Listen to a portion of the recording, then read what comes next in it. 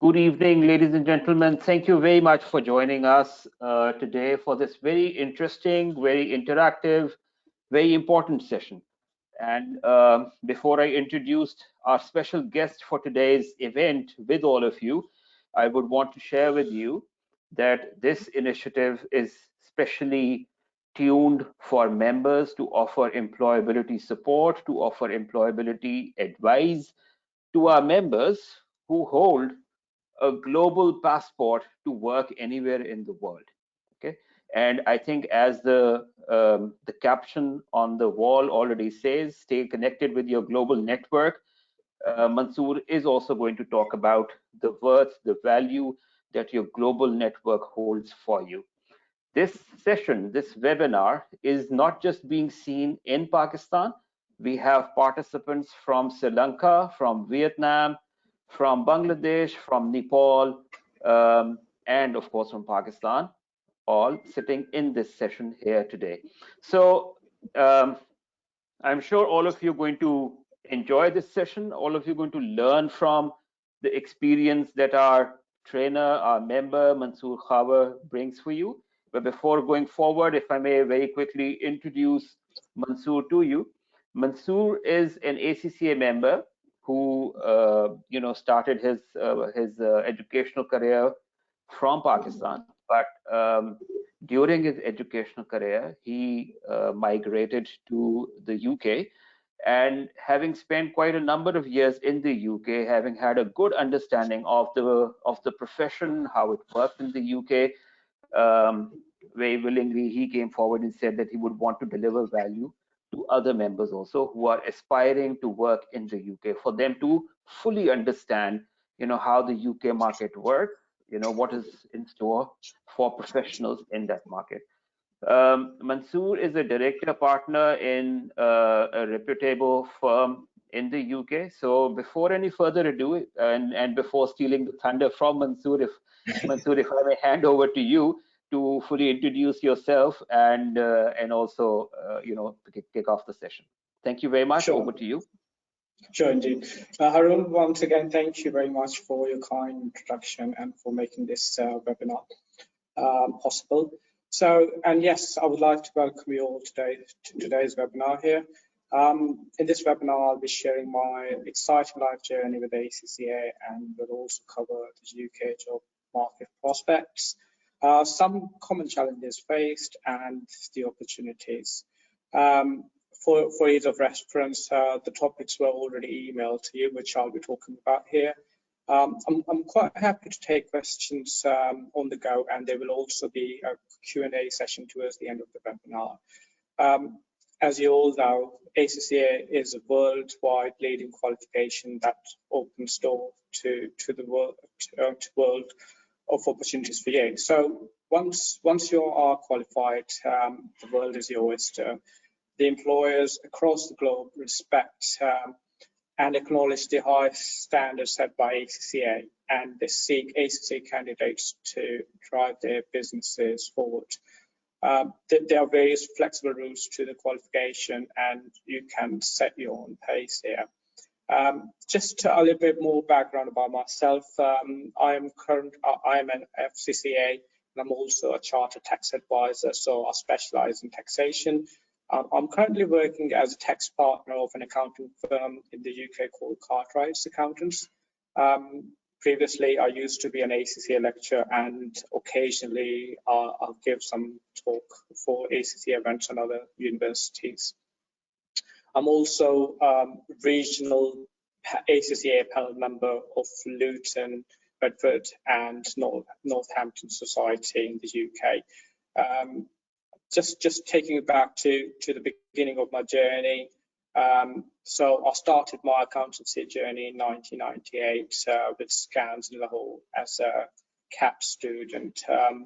We were the very first batch in Pakistan, so we were all exploring our options. So it was a learning curve for both students and college.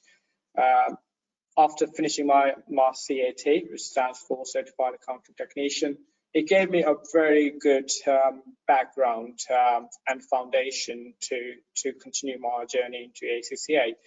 So I'll pass a couple of exams of ACCA in Lahore, Pakistan, and after that I moved to the UK as a foreign student. Getting UK visa was easy as long as one could demonstrate that they were serious about the studies and they have financial means to support themselves. For example, you can pay your fee and living or accommodation expenses, which I'll be covering again towards the later of the webinar here. While I was studying in a local college towards my ACCA in the UK, I was allowed to work 20 hours a week. And I believe this is the condition, the restriction is still applies to this date here.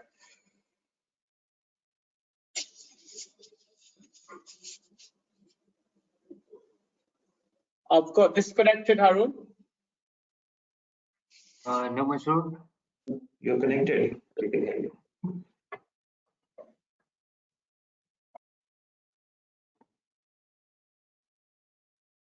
Apologies, I think my connection just dropped briefly, and I hope you can all hear me. Thank you, Aaron. Yeah. So there was 20 hours with work restriction, and it just helped me to pay for my pocket money. And by all means, it's not enough to cover your living expenses or to pay part of your tuition fee. So this is just to cover your normal living expenses, I would say. So I picked up a job in McDonald's, and it was quite useful actually, because it helped to improve my English, and also I was able to grasp the local accent here, which I found quite difficult in the beginning. So yeah, that's a little bit of introduction about myself here. Then I'd like to talk more about my journey from an ACCA affiliate to practitioner, and challenges that I came across. So to become a member, as you know, you will need to have passed all the exams, ethics and professional module, and have gained 3 years practical experience. Now, that practical experience is a key because I mean, it has to be verified by employer, and but basically, as you are getting training in the firm or in industry here, so I would suggest that you complete your practical experience as you go along, because there's a lot of input from your employer, and basically it has to be done on 6-month basis, and you have to devise a plan with your employer to make sure that all the criteria are met. So after that, once you become a fully member, then you need to decide how you want to operate. What are your options available here? I wanted to practice, so I actually applied for a practicing license here. And this begs the question of when do you actually need a practicing license? So in the UK, if you want to set up your own practice, or if you join a running practice or a company as a director like myself, then you will need to obtain a practicing license. However, if you want to simply work in an accounting firm, although you are effectively carrying out the same duties, but because you are not employer, so you don't need to have a practicing license here. There are basically 2 types here. One is the audit one, so that enables you to carry out the audit and sign off the accounts. And the other one is non-audit. I actually have a non-audit one because I practice as a tax practitioner. And I don't get involved in audit anymore here, so I don't need to have it. And it's also very important that as a member, you need to maintain CPD throughout every year, and you need to make a declaration. ACCA has a fantastic tool on my ACCA Global, and I actually use it as well. It helps me to actually input, and then it enabled me to complete my 40 hours of structured training here.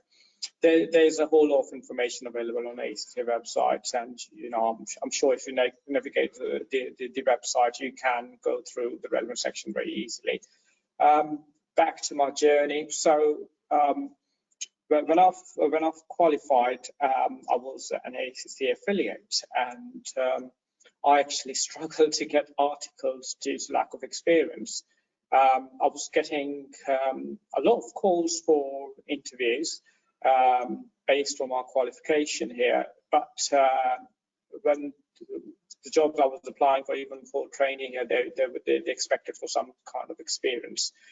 So the market was as such, and it was probably down to market conditions here that I wasn't having much luck. So I started looking for different other options here, and luckily, where I finished my qualification of ACCA in the local college, the principal just offered me a job as a lecturer, and this helped me to actually get a work permit on that. So I believe this was the best thing I did it, as it was very rewarding and satisfying. I was teaching the advanced taxation, and I was teaching different groups of ACCA. So they were like full-time students during the daytime, and the class would run from 10 a.m. to 5:15 p.m. So that was a whole day class. And then I was also teaching the afternoon class here, and those people who were actually qualified by experience. And so they will have their full-time job, and they will come in the evening from 6 to 9 to attend the class. So when I was teaching full-time students with very little background experience, I had to go through very slowly, and I had to cover in great depth. Whereas someone who's already working in the profession, I was able to cover the whole class within 3 hours of time here. But I really enjoy teaching, and I believe that was a great opportunity for me. So after getting a work permit, if you get a work permit and you stay with an employer, I believe after 5 years of working, you are eligible to apply for your indefinite stay. So I was able to apply for indefinite leave to remain. That means that I had no restriction to work again, and I could move to the employer very freely. And after having indefinite leave to remain for some time, then you are able to apply for a British passport, which is called naturalization. So I taught ACCA for about 5 years, and after that, I actually moved back into practice because I want to specialize in taxation. So this actually takes me to my next topic here, which is actually to how to gain access to the UK market here.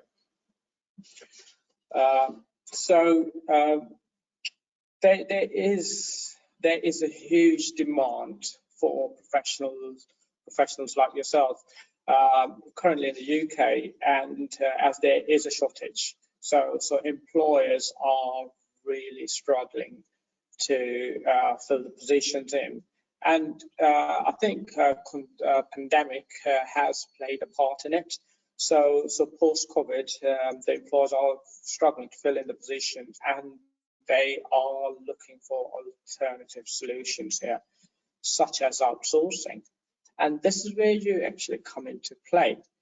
I believe global market is the future, and so is remote working. Now again, thanks to COVID here. And I'll tell you my situation here. I am currently working as a tax partner at Cartwrights. I head up a tax department over there. And before COVID time, I would go to the office every day. The office is about half an hour journey from where I live, so I'll drive to the office. And every day, due to the rush hours, I was spending at least about 1.5 hours commuting back and forth from the office here, and that is the time lost. So obviously during the lockdown period in the UK, we all started exploring options of working remotely. I set up an office at home, I really enjoyed working from home now. And so I go to the office, I would say twice a week, um, and um, and during my current visit to Pakistan here, I've been working most of the time. And this is thanks to technology and remote working here. So the point I'm trying to make that it's not really important that you have to be physically around, because now a lot of work can be done from anywhere. As long as you have a decent connection and you have all the softwares enabled, then you can perform the job, and even you can make phone calls to the clients as well. So now working from home has actually helped me to save all the commuting time. And in addition to that, I can probably start any time of the day. So where I would start my normal job at 9 o'clock, here I get up about 7 o'clock and I'm on my laptop at 7:30, and then I can get a lot of work done between 7:30 to 9 o'clock, because I'm not even traveling to the office. I'm not wasting that time here. And it also offers me flexibility because, like I said, I can make an early start. That also enables me to finish early.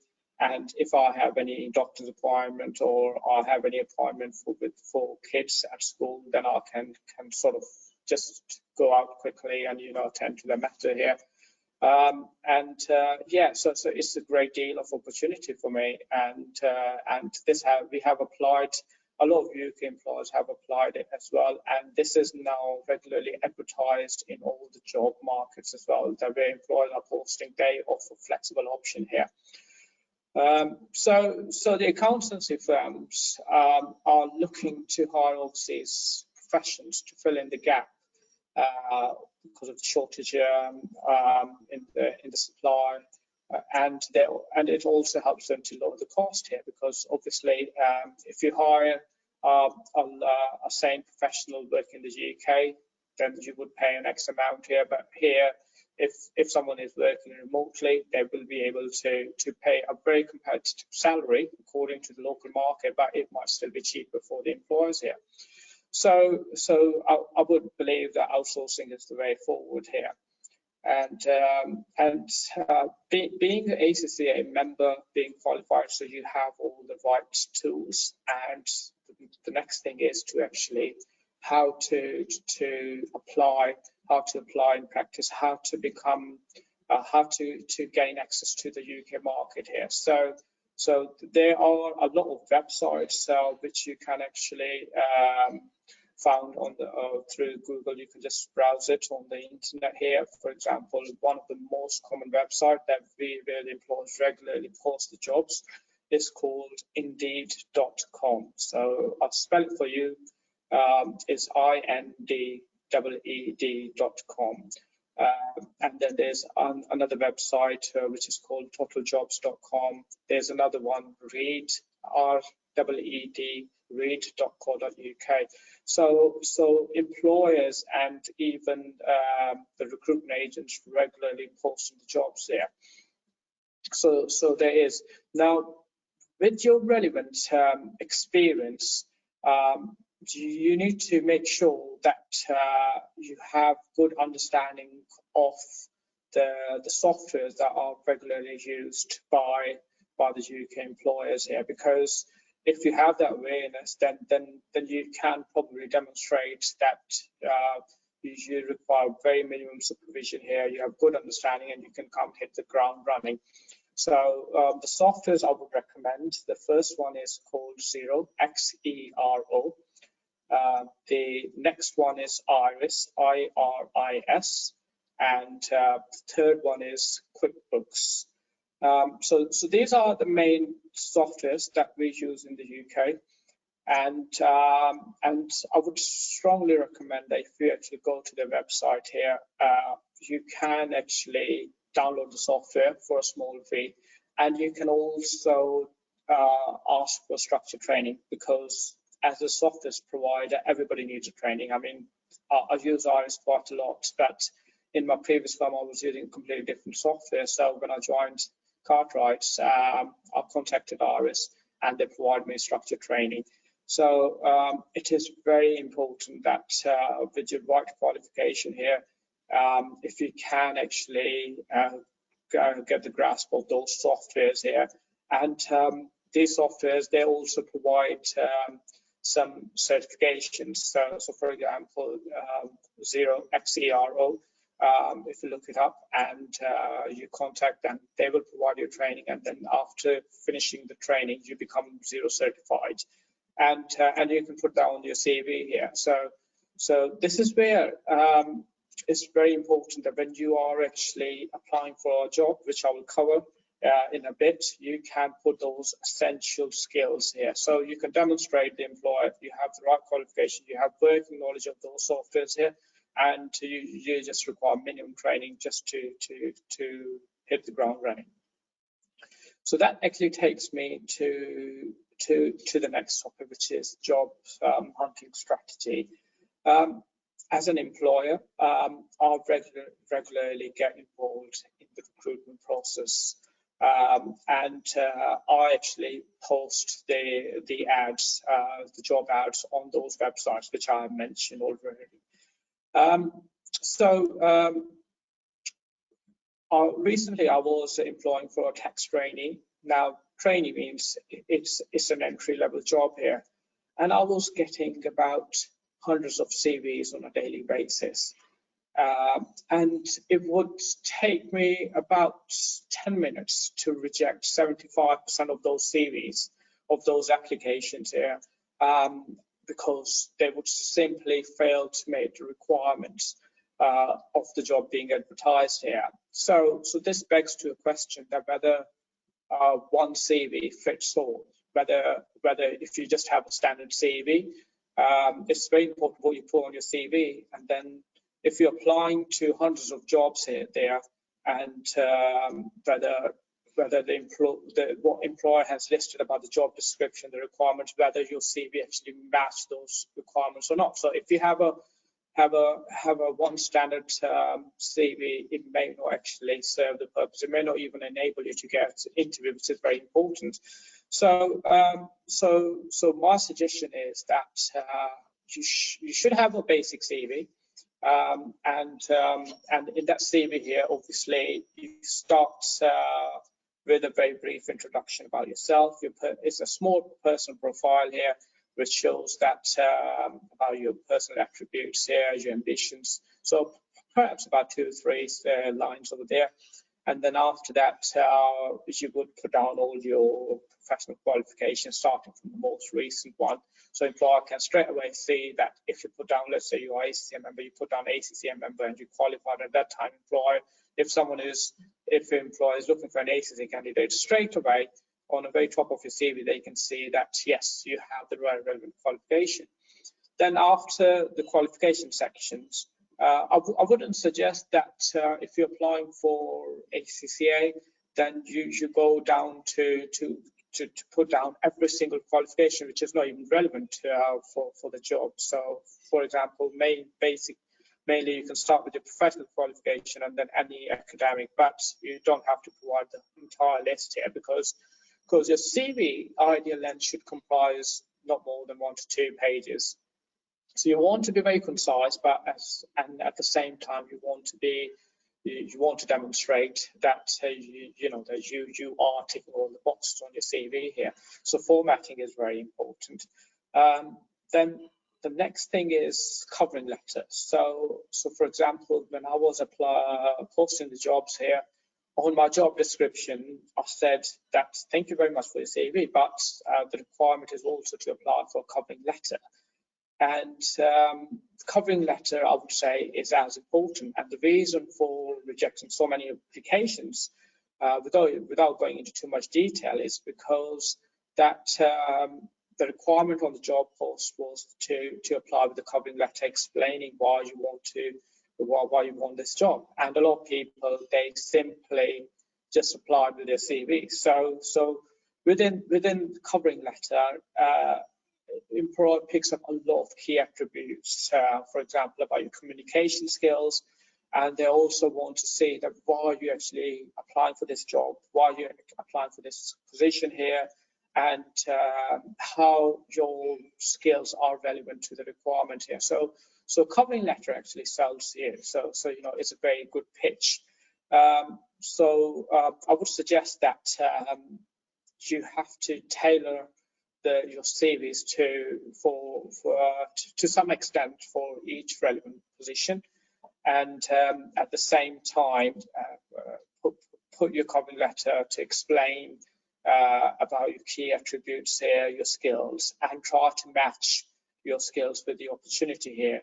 And when you are actually customizing or tailoring your CV and the covering letter, you should carry out a thorough search of the opportunity, about the company, you know, what they do, and about the employers, partner profiles, the type of client base they have. And then let's say if they've got some clients in travel or tourism industry, and if you have already worked there, you can straight away put down in your covering letter and also highlight it briefly on your CV, so they can see, okay, this guy has some relevant experience.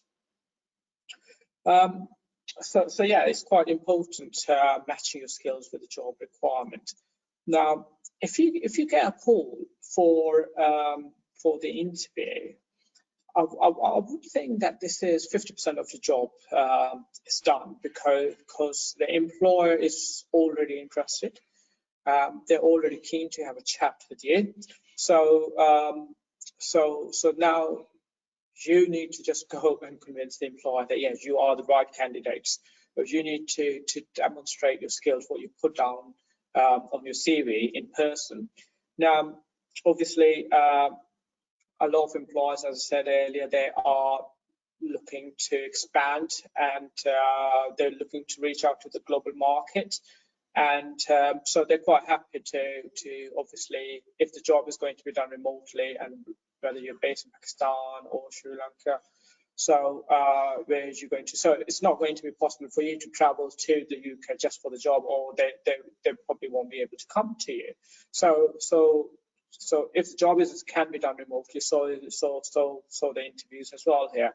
Now, when I'm actually interviewing someone, it doesn't take me long to make create a first impression. It doesn't take long for an employer to form an opinion about you, and then so the first impression is really important. But then again, if you're doing through a Zoom interview, it's even harder because you're not physically there. Your body language is not there, so and it's even harder to build a rapport. So my suggestion is to you that you dress up smartly. You should have a very good internet connection.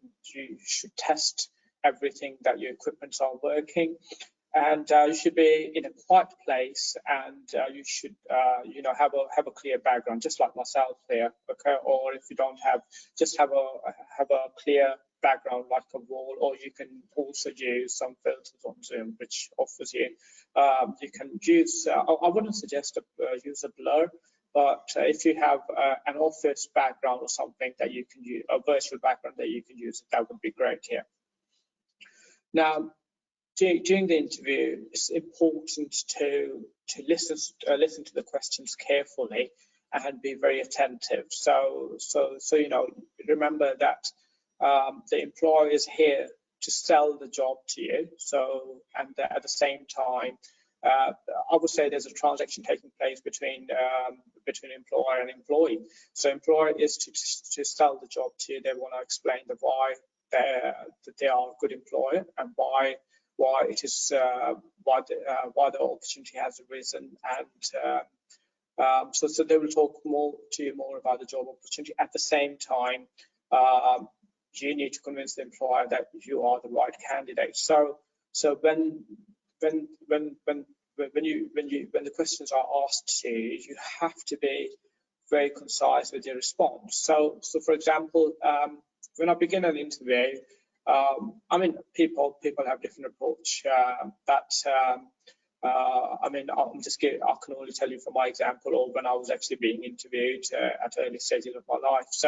So employer has already seen your CVs. They are aware of your qualifications, and they've also seen your covering letter. So if they're opening opening question would be the icebreaker here. This is where you are looking to create your best impression. So if the employer tells you, ask you, tell me a bit more about yourself here. So here you would briefly outline your qualification, but you would also give them an insight about your personality here, about yourself, what you like doing. So just if you're married, just tell them that you're married, and you have 2 kids, and then get back to the real requirement of the job. So you have to be concise, but then again, remember that try to have a very friendly conversation. So if you get the conversation going through, it will help you with your nerves, and it would be much easier for you to strike a discussion rather than being interrogated in the interview here. And it's very important that you simply answer the questions that you are asked. So for example, if they ask you about particular thing about your experience here, then the employer is looking for the right answer here. Then you shouldn't go off the tangent and start talking about some other irrelevant experience here. You will be given opportunity. If not, then you just wait to the end and then try to tell more about yourself here. But please try not to be repetitive here. So because you don't want to disengage the employer. And then if they will probably ask you questions about your achievements here. So try to back up with your skills. Back up your skills with the relevant experience. And for example, if you have done certain work, then just give a brief example here and give them the opportunity and say that if they want, you can go into more depth, and let the employer decide whether they want to actually want you to explain more or not. But make sure that you have questions, have the answers ready for those questions here. Make sure that test it with your colleagues, to see that the answer that you are providing to the employer does actually answer the requirement here. You don't want to be very brief, but you want to make sure that you provide enough information to the employer. And as always, ask questions and show interest, like ask how the opportunity has arisen. So the first part of the CV would be employer exploring about you. Then they talk about the job opportunity, about the organization, and if there's anything they've missed, they will give you the opportunity. So it's important that you ask questions about the timing, about the amounts. So yeah, it's very important. It's also now the most important thing for me as an employer, what I'm looking forward to is be flexible and adaptable. So employer is looking for the right candidate. A right candidate, ideal candidate doesn't exist. So a right candidate would be that they have good knowledge or the experience. It depends on what type of jobs you're applying for, at what level. But it's the attitude that if you don't know whether you are able to pick up on your own, whether you show interest here, whether you show care, and how serious you are about the job here. So, for example, when I was being interviewed, I was asked some questions, and you're bound to know not all the answers, but what you can show is that your approach, that how you will go about, is about your problem-solving skills here. So you can actually tell them that yes, you are very much interested in the opportunity, and you can tell them that yes, if you don't know the answer, you will find the answer, and you are the go-to guy. Okay, and it's as important to actually remain very flexible, and to close the interview, you need to come up with a follow-up. Have a firm handshake, or like towards the end, just have your closing speech saying that how interested you are, and then after the interview, I would suggest a thank you letter. Again, it's very similar to a covering letter, but this is where you are telling them that how did you find the opportunity? Why are you excited to work on that opportunity here? And explain to them again. This is where you're taking the opportunity, saying that some of the questions you've been asked, you can again reconfirm or provide assurance to that you have done it, or how you are the best fit for this one. So that was that. Now, excuse me. I'm moving on to essential skills for a practitioner. I think I'm just having a slight issue with my laptop here, so I'll just pause for very briefly, and I'll be back in a jiff.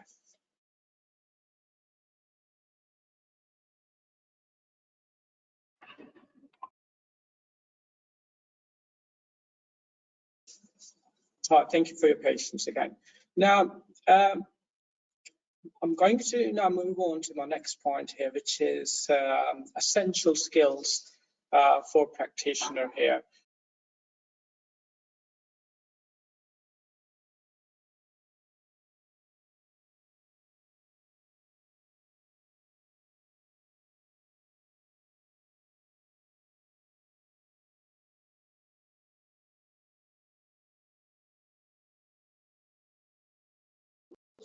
Hi, apologies again. So due to some IT issues here. Now, the essential skills for practitioner. So you know, while when you are actually working as a practitioner, what are the day-to-day challenges that you come across? So I mean, as a tax partner here, I always tell my colleagues, my staff, and everyone that you play a vital role in the business of your client. You know, so you should see as a business partner of your client, because you adding value to their business. You're providing through financials. You know, providing them the key information to enable them to make the right decisions for the business here. So the employers are always so the clients are always looking for the advice, not just number crunching exercise here. So my suggestion to everyone is to always look from the perspective that you're selling the advice. Your skills are based on the advice that you provide. So don't be a compliance manager. Don't just run the numbers here, because this is your job. This is how you will come to you know, profit and loss, taxation, and anything. So you will do all this in the background here, but how you communicate to the client, how you provide the advice, which is key. This is key to build relationship with your colleagues and clients. So communication is must. Now, for example here, when I'm actually sending an email to the client, if I always start my email with "Dear Mr. X, I hope you're well," or "I hope you find this email well," you know, and I use those same jargons here. When the client opens their email, they would just go into autopilot mode. You know, like they would say, "Oh, is this all the same formalities here?" And I would suggest that you try to write an email as if you are talking to someone. You're having a conversation, so there should be a conversational mode in the email. So, for example, you don't need to say "Dear Sir" or "Dear," just say "Hi, and so," and then you know, just say that. Just sort of pick up a line and then get to the point here. So try to be as formal, but at the same time be very professional here. So you know, this will help you to build relationships, especially where you are not available in person here. So when you are actually writing an email to let's say your colleagues in the UK, if you're working remotely here, so just sort of also on a casual note, you know, just talk about what you've done on the weekend, and also ask about how did the weekend go, sort of thing, or something. Let's say you're playing a cricket match or something, you know, just drop a small line of that.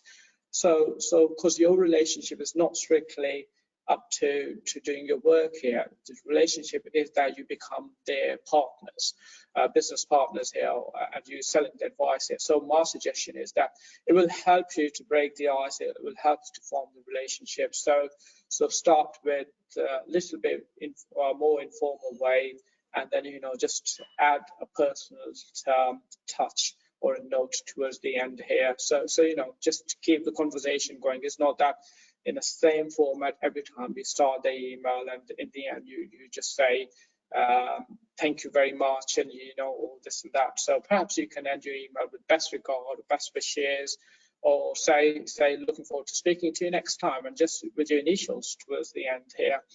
And also, when I'm actually internally corresponding with my colleagues within the firm, I don't use my signature. So like Mansoor, all my qualifications, partner, address, telephone number, and this and that. That takes up a lot of length of the email here, and then people have to actually scroll up and down, especially if there's an email trail. There are a few back-to-back emails, and they sort of the message actually gets lost here. So try to be brief, concise, but then keep the conversation going. Yeah, so adding value is very important here. Now the way the things are evolving, and as technology is always taking over a lot of functions, so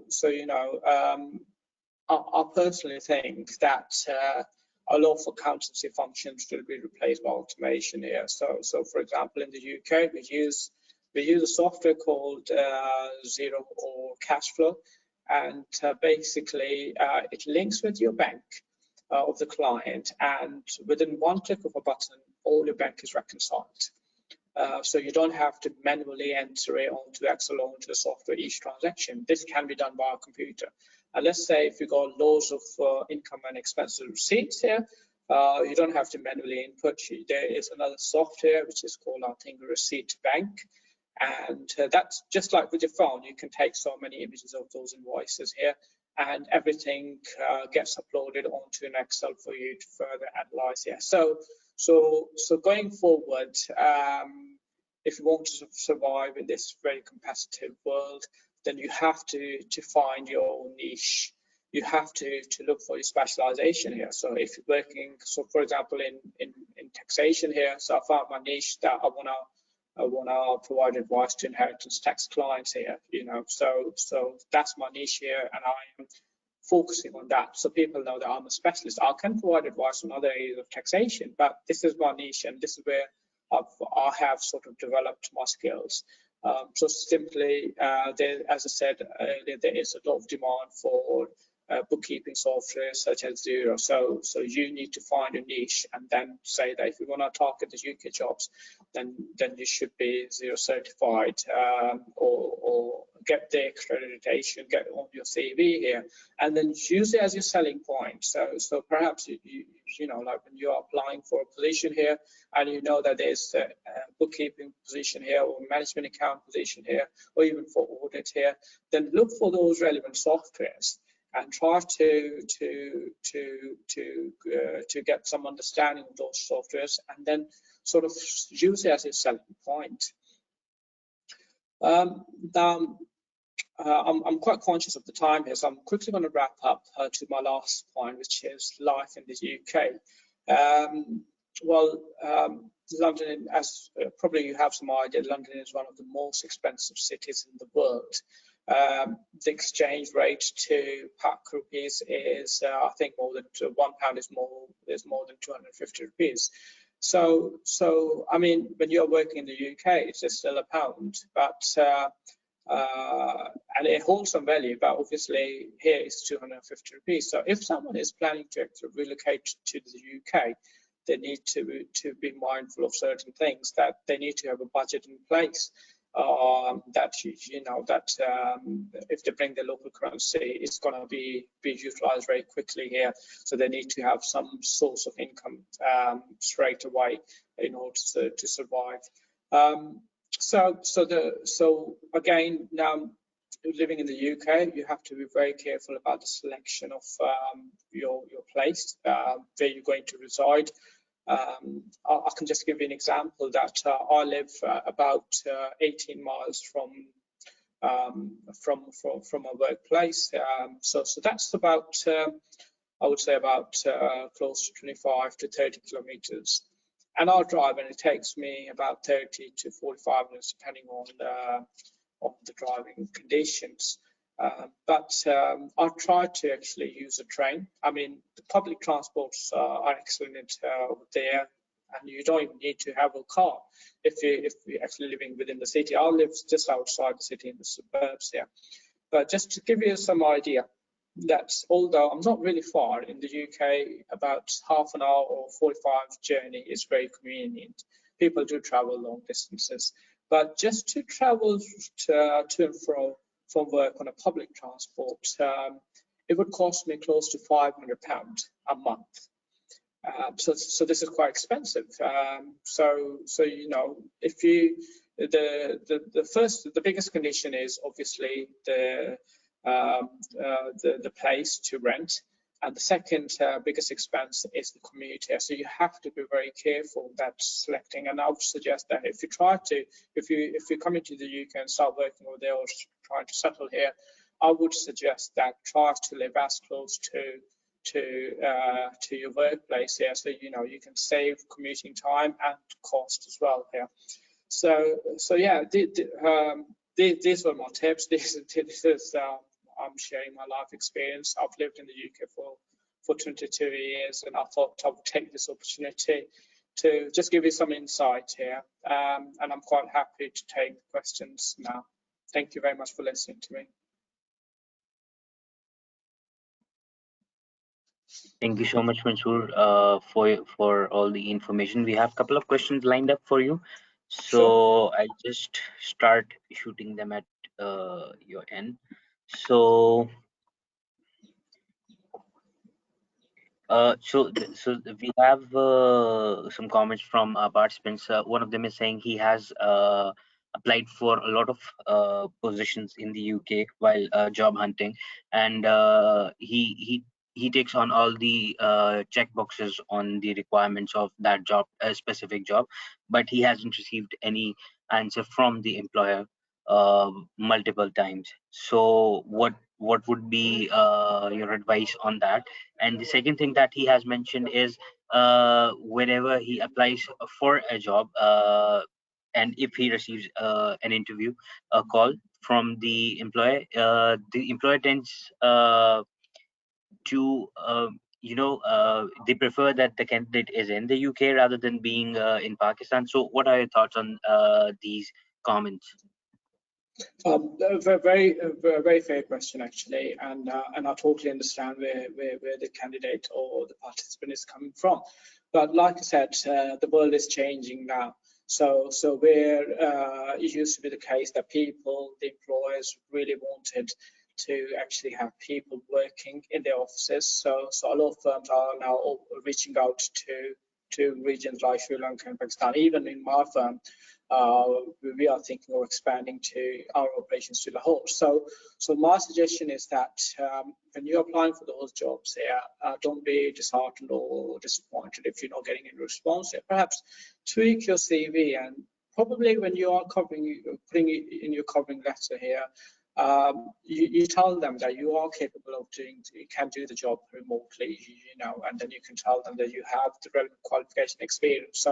So a lot of employers have started opening, the opportunities for the global market. So I wouldn't think that this is going to remain the situation as such, and people would be, especially people from our region, would be in demand.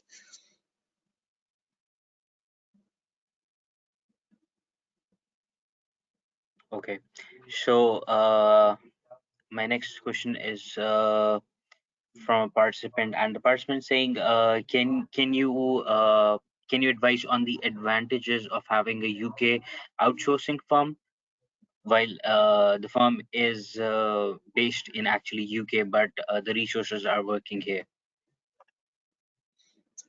So I didn't follow the question completely, but if the question revolves about outsourcing here, so for example, I know a lot of UK firms when they actually set up offices in the region, local regions here, or they just sort of having outsourcing arrangement with the candidates in Pakistan or Sri Lanka or other countries here, then the employers, obviously you don't have advantage of going to the office or build the rapport, but then again you need to understand that the UK employers have actually got employees working. Let's say I'm based in London, they will have employees based in Scotland who have never come to the office.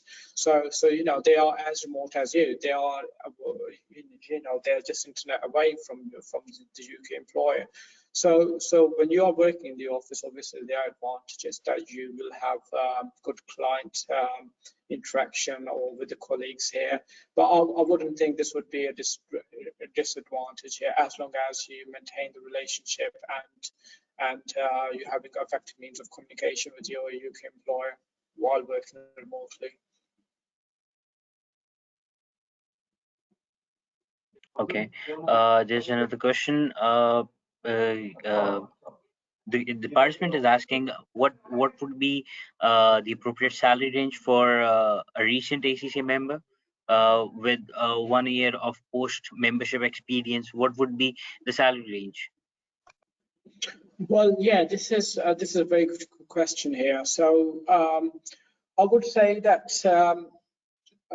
when you are actually negotiating or when you're putting your CV forward for a particular job position here, you want to remain very flexible. You want to make sure that you are paid appropriately, but you don't want to outprice yourself here. So, for example, as someone who is newly qualified in the UK, they have got the relevant 3 years of accounts, audit, and taxation experience, so they are a full member. They've gained experience in practice. The starting salary would be about £40,000 per annum.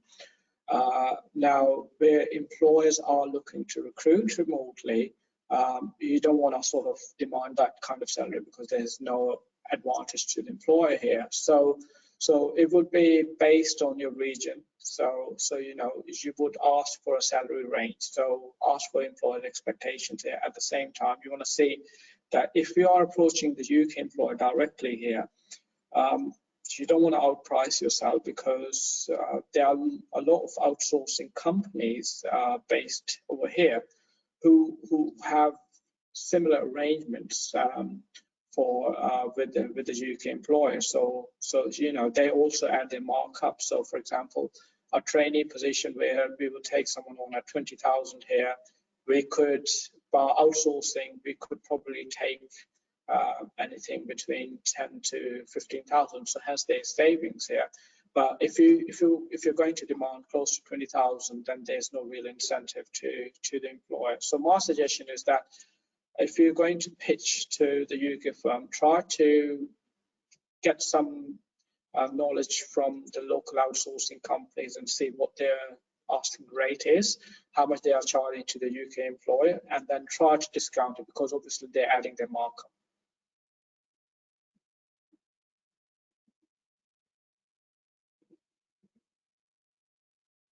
Thank you. Next question. Next question is from a participant, and the participant saying how an ACC member can move to UK without a job.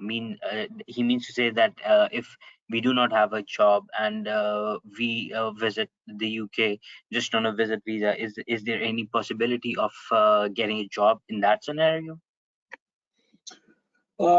I'm not by any means an immigration expert. I can only go by my experience. So if you're coming to the UK just to find, coming to visit the UK to find a job opportunity, then I would say that you should start applying for the jobs before you even travel. So you have some interviews lined up, and then you know, and if you're hopeful, then you can. But you are not able to, I'm not sure whether you are able to convert your UK visitor visa to a work permit while in the UK. So I think you have to go back to your country of origin and reapply. But I would say that if you come to the UK, it's quite expensive to apply for the visa fee and also travel and everything. So you have to bear that cost in mind.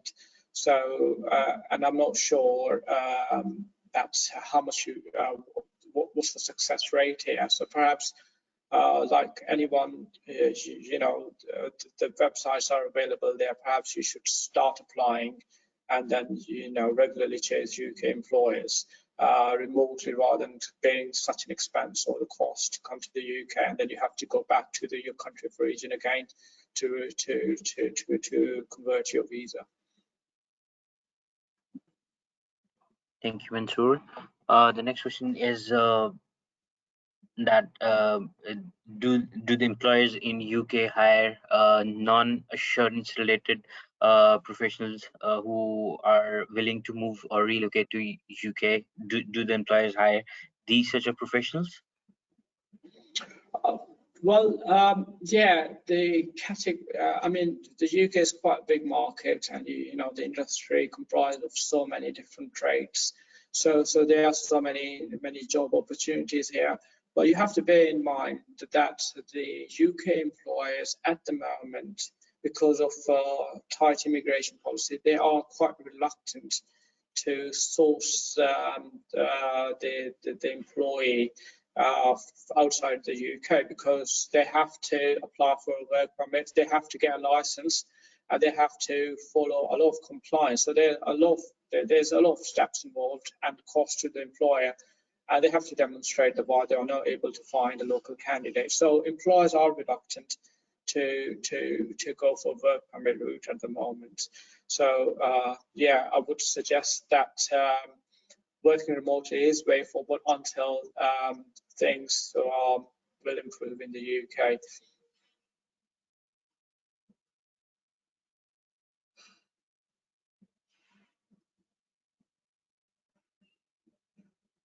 Thank you, Mansoor. Let's see, we have a couple of more questions. Let me just skim through.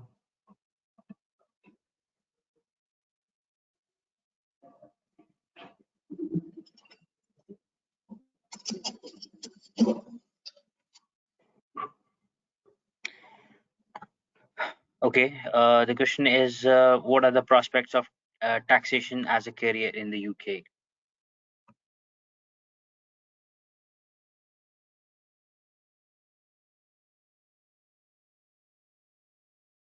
So did you get that?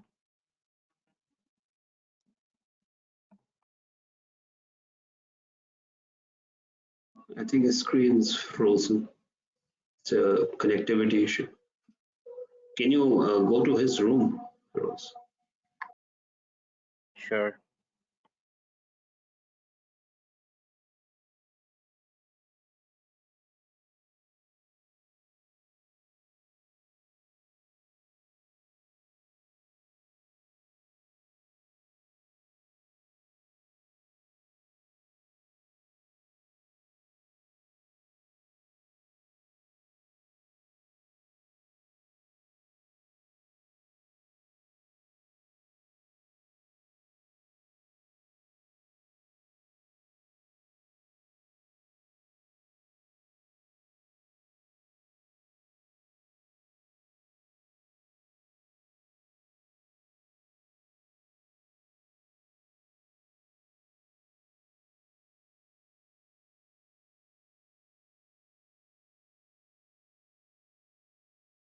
Okay, so Mansoor, my next question is, there's a question from a participant that how would you suggest taxation as a career while you're working in the UK?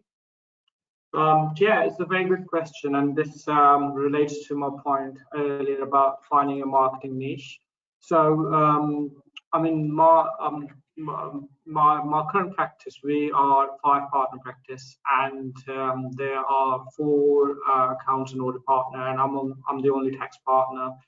And one of the reasons why I became a partner, because I have the relevant taxation. I specialize in taxation, so and they were looking for a taxation partner. So someone who if I had a normal accountancy audit qualification, the position was not available in my current firm. So I would suggest that you need to find a niche. Taxation is great because obviously the UK taxation system is quite cumbersome, and there's a huge demand for it. Okay, thank you. Another question from a participant. The participant is asking, there are multiple certification courses available or being offered by the universities in the UK. Is it beneficial to invest £2,500 in a certification course? Will that help in searching a job in the UK or getting a job in the UK? Well, it all depends on what you are trying to achieve and whether the employers are looking for that particular skill here. So my suggestion would be that, let's say a university is offering you an X course, then you should go on to the websites, recruiter websites here, and see whether that skill is a must, is a demand for the particular job here. Remember that you want £2,500 is a lot of money here, so you want to sort of invest in your career very carefully, and then a lot of opportunities become available while you are on the job. So, for example, when I did my CTA, Chartered Taxation course, it was really expensive, and there was no way I was able to afford personally. So I found the right employer who was actually willing to support for my tuition. So it was all employer funded, and there are great advantages. So I wouldn't suggest to go for any course the university is offering, but you should see if there is a demand for that course and whether it would help you to get a job. Okay, thank you. Last two questions. A participant is asking about CTA. The participant is specifically asking, did clearing CTA examination or having the CTA qualification with you help in any increase in salary differences while working in the public practice? Again, very good question. So you need to understand that you get paid according to the work you carry out, the value you provide to your employer, so that they can sell their services.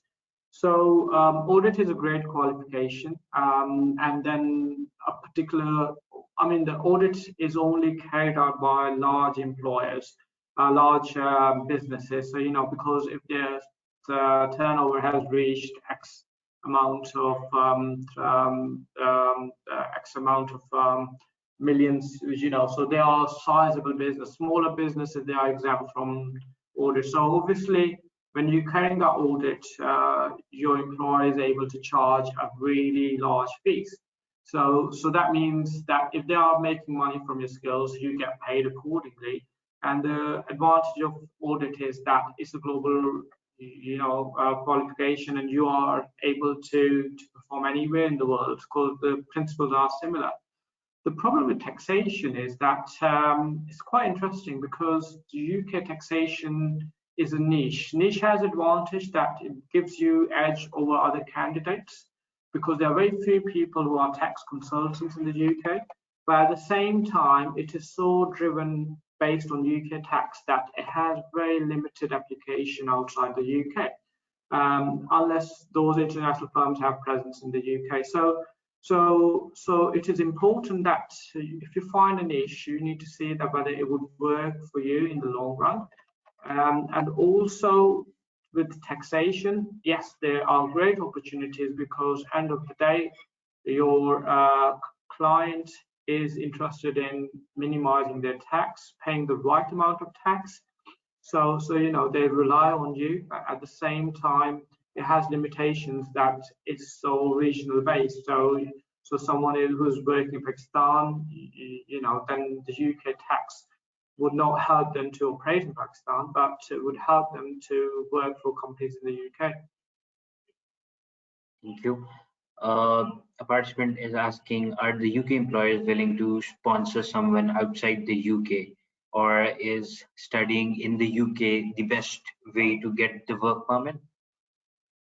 The employers are now more open, as I said earlier, that but we are still relying on the current UK immigration policies here, because as I said, there's a cost for the employer to actually get someone get a license to apply for work permits, and they have to demonstrate why they can't find the local source. But they are really large organizations. They are still actively looking, and yes, they are offering work permit. The study route is favorable as well. It happened to me. So when I was working here, when I was studying, I managed to get my work permit, and that was another way to remain in the UK. So both options are available, but depends on at what stage you are at.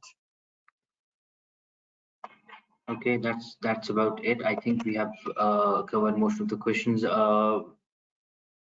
and yeah, I think we have covered all the questions. Anything that you would like to add, Mansoor, on top of that? Yes, so apologies, I lost the visuals. But yeah, it's great to have you here. I hope you found my webinar useful, and I hope that it would give you some insight about how the professionals are operating in the UK.